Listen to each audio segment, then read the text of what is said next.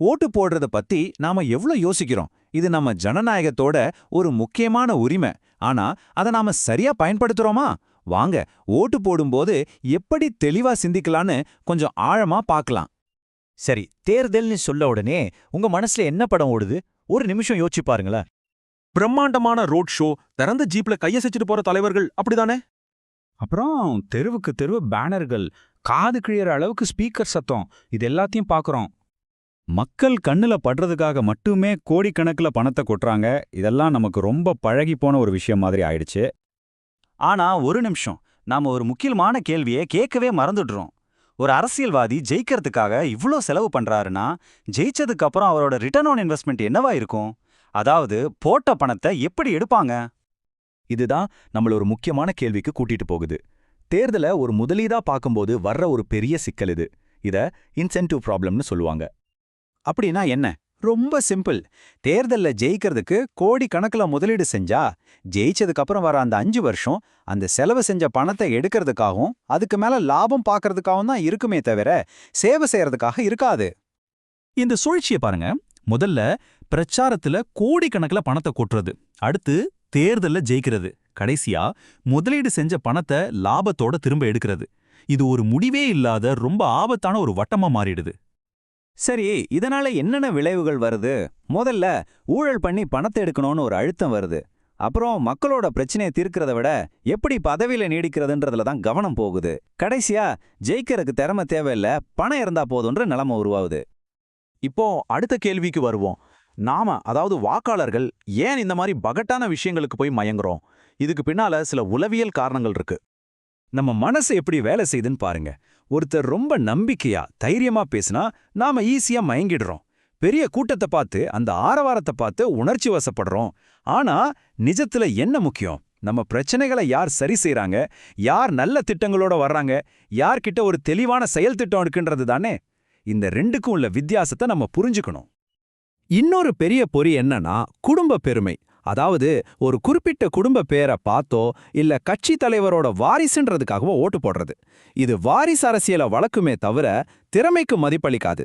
அதுக்கு பதிலா ஒருத்தரோட கடந்த கால செயல்பாடுகளை பார்த்து அவங்க என்ன செஞ்சிருக்காங்கன்னு ஆராய்ஞ்சு ஓட்டு போட்டா அது அவங்கள இன்னும் பொறுப்போட செயல்பட வைக்கும். இங்க ஒரு கசப்பான உண்மை இருக்கு, அதை நாம ஏத்துக்கிட்டதான் ஆவணும்.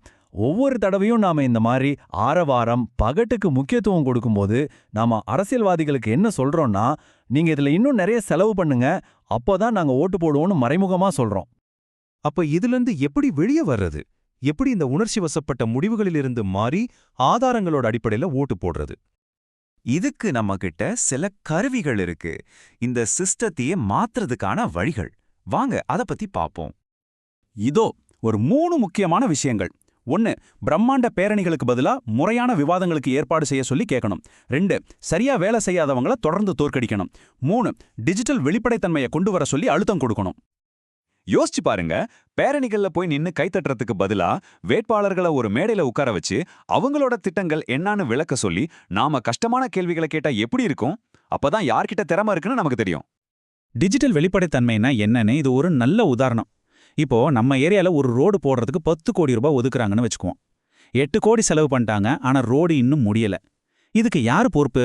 இந்த மாதிரி தகவல் எல்லாம் நமக்கு ஆன்லைன்ல உடனுக்குடன் தெரிஞ்சா நம்ம கேள்வி கேட்கலாம் இல்லையா? ஒரு ரொம்ப எளிமையான விதிய நாம கடைபிடிக்கலாம். ஒருத்தர் 5 வருஷத்துல நம்ம கண்ணுக்கு தெரியற மாதிரி எந்த ஒரு நல்லதையும் செய்யலைனா அவருக்கு இன்னொரு தடவை ஓட்டு போட்டு நாம பரிசு கொடுக்க கூடாது. சிம்பிள். செயல்பாடு தான் முக்கியம்னு நாம தெளிவா சொல்லணும். சரி, இப்போ கடைசி பகுதிக்கு வந்துட்டோம். இந்த விதிகளை மாத்துறதுல நம்ம பங்கு என்ன? நம்ம கவனம் ஒரு பெரிய ஆயுதம், அதை நாம எங்க செலுத்துறோங்கிறது ரொம்ப முக்கியம். இனிமே பேரணிங்களை ஒரு பொழுதுபோக்கா பார்க்கறத நிறுத்திட்டு புது விவாதங்களை பார்க்க ஆரம்பிக்கலாம். செல்ஃபி எடுக்கிறதுக்காக ரோடு ஷோவுக்கு போறதுக்கு பதிலா கொள்கைகளை பத்தி விவாதிக்கலாம்.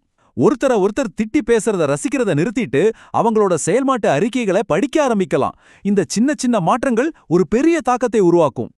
இந்த ஒரு வரிய நல்லா ஞாபகம் வச்சுக்கோங்க. நாம தொடர்ந்து இந்த ஆரவாரங்களுக்கு பரிசு கொடுத்துக்கிட்டே இருந்தா நமக்கு வெறும் நடிகர்கள் தான் கிடைப்பாங்க.